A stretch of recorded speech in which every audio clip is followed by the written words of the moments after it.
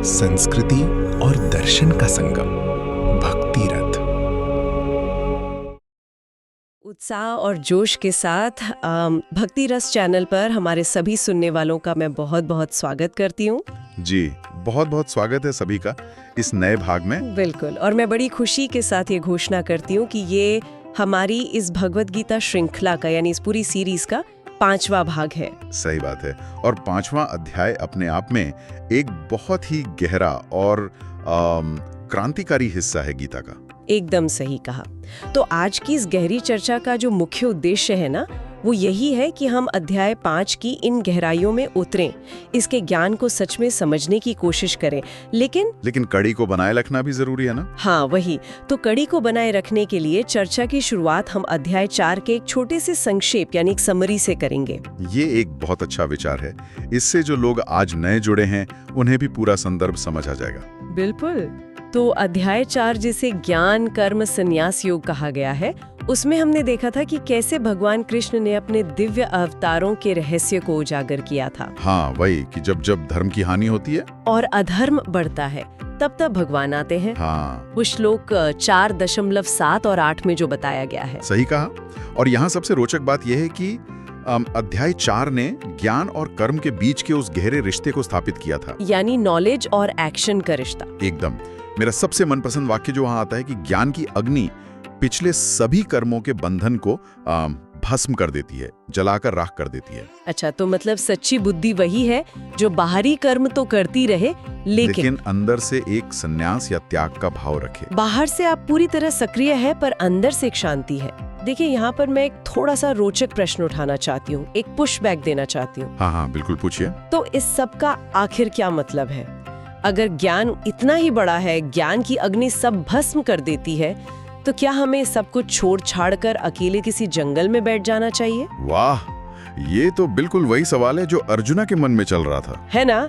मतलब कोई भी आम इंसान यही सोचेगा, ये असमंजस तो आएगा ही। और बिल्कुल यही सेम असमंजस, यही दुविधा हमें सीधे अध्याय 5 की तरफ ले जाती है, जिसे कर्म संन्यास योग कहते हैं। तो अध्याय 4 के अंत में उठे इसी असमंजस से अध्याय 5 का जन्म होता है, जिसका मतलब है अर्जुना बिल्कुल सफाई से पूछता है कि संन्यास यानी कर्मों का त्याग बेहतर है या फिर निष्काम कर्म योग बेहतर है, यानी बिना फल के चाहत के काम करना।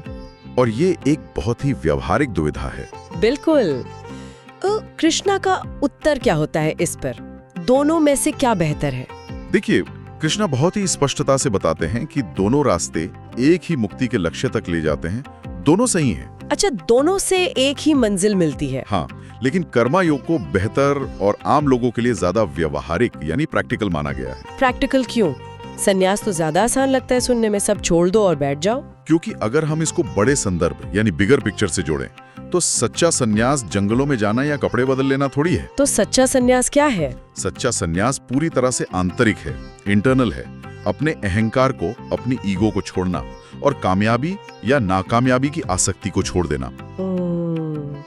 चलिए इसको थोड़ा विस्तार से समझते हैं, एक आम जिंदगी का उदाहरण लेकर। हाँ, उदाहरण से जल्दी समझ आएगा। अब आम तौर पर क्या होगा? वो इंसान गुस्से से भर जाएगा, शांति खो देगा। बिल्कुल, क्योंकि उसकी आसक्ति उस प्रमोशन से जुड़ी थी। सही कहा। पर सच्चा सन्यासी या कर्मा योगी क्या करेगा? वो प्रमोशन न मिलने पर भी शांत रहेगा और अगले दिन से फिर अपना कर्तव्य पूरी निष्ठा से निभाएगा। एकदम सही। उसने काम करना नहीं छोड़ा, उसने बस उस काम के परिणाम से अपनी आसक्ति छोड़ दी, और यही सच्चा त्याग है। पर एक बात बताइए। हाँ। बिना आसक्ति के काम करना बोलने में तो बहुत आसान है ना? हाँ, सुनने में बहुत आदर्श लगता है। पर क्या ये सच में इस भौतिक दुनिया में मुमकिन है, इस मटेरियल वर्ल्ड में जहाँ हर चीज रिजल्ट पर टिकी है? ये मुमकिन है, और इसको समझाने के लिए अध्याय 5 का सबसे यादगार श्लोक आता है, श्लोका 5.10। ओह, कमल के पत्ते का उदाहरण? बिल्कुल। कमल के पत्ते की खासियत क्या होती है? यही ना कि वो पानी में रहता है, पानी में ही उगता है, पर पानी की बूंदें उस पर टिक नहीं पाती, वो भीगता नहीं है। बस वही बात है। जैसे कमल पानी में रहकर भी उससे नहीं भीगता, वैसे ही जो इंसान अपने सारे कर्म भगवान को अर्पण करके करता है, उस पर पाप पुण्य का कोई दाग नहीं लगता। वाह, ये तो वैसा ही हो गया जैसे कोई वाटरप्रूफ जैकेट पहन लियो। वाटरप्रूफ जैकेट, ये नई एनालॉजी है। हाँ, जैसे आप बारिश में खड़े हैं बहुत तेज बारिश हो रही है और उस जैकेट की वजह से बारिश आपको छू नहीं पाती। आप उस तूफान के बीच में होकर भी उससे अलग हैं। क्या बात है, बहुत खूब। जब हम आसक्ति छोड़ देते हैं ना, तो वही वाटरप्रूफ जैकेट हमारी आत्मा को बचा लेती है। हमारे कर्म हमें बांधते नहीं है। लेकिन यहाँ मेरा एक तीखा सवाल है। हाँ। एक और पुशबैक। स्वागत है, पूछिए। अगर मैं आसक्त नहीं हूँ और मैं अपना सब कुछ, अपने सारे रिजल्ट्स भगवान पे छोड़ चुकी हूँ, तो क्या हम सिर्फ कठपुतलियाँ हैं, पपेट्स हैं बस? ये सवाल बहुत लोग पूछते हैं कि अगर आसक्ति मेरी नहीं, नतीजा मेरा नहीं, तो कर्मा आखिर कर कौन रहा है? मैं तो कुछ कर ही नहीं रही ना फिर। इसे समझने के लिए हमें श्लोका 5.14 और 1.5 5.14 5.15 की तरफ देखना होगा। वहाँ इसका बहुत गहरा विश्लेषण है। अच्छा, क्या कहा गया है वहाँ? वहाँ स्पष्ट किया गया है कि ईश्वर या भगवान किसी के कर्मा या उसके फल का निर्माण नहीं करता। वो डिक्टेट नहीं कर रहा कि आप क्या करेंगे। तो फिर कर कौन रहा है? अगर ईश्वर नहीं कर रहा और आत्मा भी नहीं कर रही? ये सब प्रकृति के 3 गुण कर रहे हैं, जिसे हम गुणाज कहते हैं, सत्व, राजस और तमस। ओह, वो 3 गुण, सत्व, रजस और तमस। तो मतलब सारी भागदौड़ ये गुण मचा रहे हैं? बिल्कुल।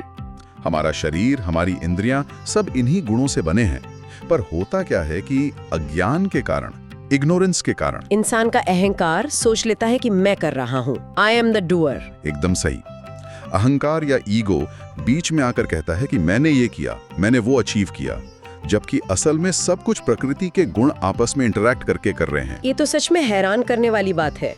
तो जब ये अहंकार मिट जाता है कि मैं करता हूँ, तो फिर क्या होता है? जब ये अहंकार मिटता है तो दुनिया को देखने का नजरिया पूरी तरह बदल जाता है। पूरा पैराडाइम शिफ्ट आ जाता है। और इस बदले हुए नजरिए का जिक्र श्लोका 5.18 में आता है ना, जहाँ बताया गया है कि एक सच्चा ज्ञानी सबको एक समान दृष्टि से देखता है। हाँ, वही समदर्शी दृष्टि, इक्वल विजन। ये श्लोका तो सच में बहुत ही क्रांतिकारी तथ्य सामने रखता है। इसमें कहा गया है कि एक विद्वान ब्राह्मणा, एक गाय, एक हाथी, एक कुत्ता और एक चंडाल, इन सब को वो ज्ञानी एक ही समान दृष्टि से देखता है। बिल्कुल। और सोचिए, उस जमाने में या आज के जमाने में भी सामाजिक तौर पर इन सब में कितना अंतर माना जाता है। बहुत ज्यादा। कहाँ एक विद्वान और कहाँ एक जानवर, पर उन्हें एक समान देखना, ये थोड़ा अजीब नहीं लगता? अजीब लगता है, क्योंकि हमारी दृष्टि फिजिकल बॉडी पर है। लेकिन यहाँ ये समझना जरूरी है कि ये समान दृष्टि ही सच्चा ज्ञान है, यानी सच्ची विद्या। हाँ।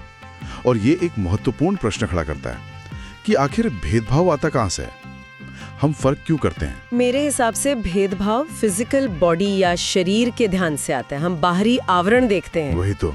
ज्ञानी व्यक्ति का फोकस बाहरी आवरण पर नहीं होता, वो सबके अंदर एक ही आत्मा को, एक ही ब्रह्मण को देखता है। तो इसलिए उसके लिए बाहरी भेदभाव बेमायने हो जाते हैं, मीनिंगलेस हो जाते हैं एकदम। जैसे सोने के अलग अलग गहने हो, कोई अंगूठी हो, कोई हार हो, पर सुनार तो आखिर सोना ही दिखता है ना। बहुत बढ़िया उदाहरण दिया आपने।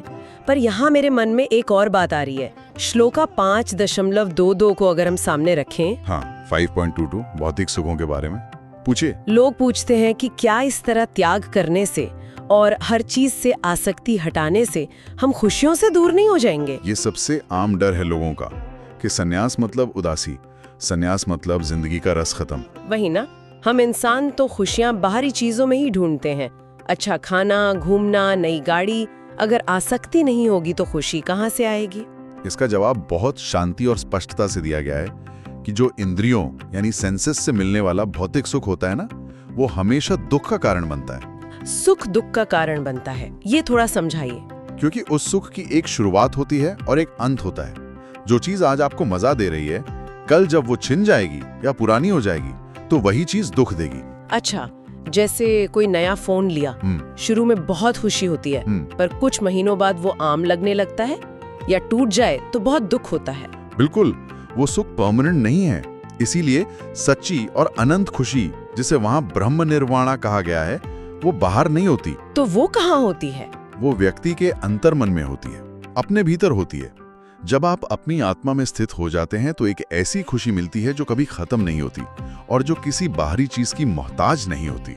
वाह, ये तो सच में एक बहुत ही मुक्ति देने वाला विचार है। यानी असल खुशी किसी नए गैजेट या प्रमोशन में नहीं, बल्कि हमारे ही अंदर छुपी है। और वही सच्चा कर्म संन्यास योगा है। सही कहा। तो इस चर्चा को समेटते हुए अगर मैं कहूँ तो आज हमने देखा कि अध्याय 5 के मुताबिक संन्यास का मतलब आखिर है क्या? हाँ, सारांश में क्या कहेंगी आप? यही कि संन्यास का मतलब दुनिया छोड़कर भागना नहीं है, बल्कि इस दुनिया के बीच रहकर कमल के पत्ते की तरह रहना है। एकदम सही।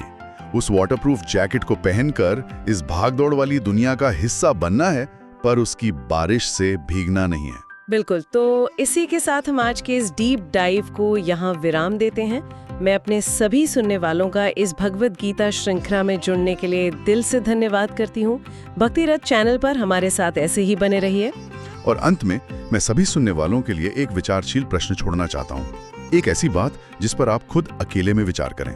हाँ बिल्कुल, एक फाइनल प्रोवोकेटिव थॉट। अगर हमारा सच्चा स्वरूप यानी हमारी आत्मा सिर्फ एक शांत दर्शक है, एक विटनेस है, और सारे काम सिर्फ प्रकृति के गुण कर रहे हैं, हाँ, तो जीवन की जिन परेशानियों को, जिन फेलियर्स और तनाव को हम इतना पर्सनल ले लेते हैं कि मेरे साथ ऐसा हो गया, क्या हो अगर हम उन्हें बस प्रकृति के एक खेल की तरह देखना शुरू कर दें?